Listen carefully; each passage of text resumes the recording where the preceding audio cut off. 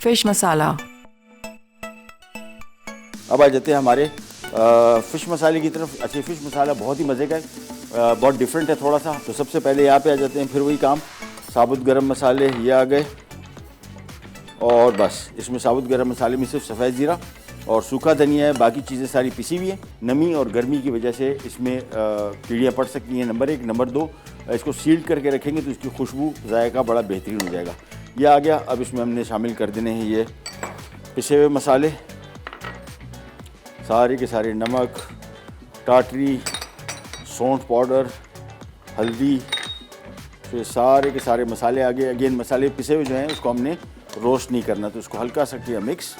और 2 चीज़ें मैंने अभी रोक के रखी हुई हैं, इसमें अजवाइन और ये कसूरी मेथी, ये आयरन में शामिल करेंगे। थोड़ा सा हल्का से पीसेंगे, ज़्यादा नहीं पीसेंगे। फिश मसाला, अज्जा, रेड चिली पाउडर 4 खाने के चमचे, तलहार चिली पाउडर 6 खाने के चमचे, नमक 1 खाने का चमचा, गार्लिक पाउडर 1.5 खाने का चमचा, जिंजर पाउडर 1.5 खाने का चमचा, अजवाइन 3 खाने के चमचे, ज़ीरा 3 खाने के चमचे, धनिया 3 खाने के चमचे, हल्दी 1 खाने का चमचा, मेथी 1 चाय का चमचा, टाटरिक पाउडर 1 चाय का चमचा।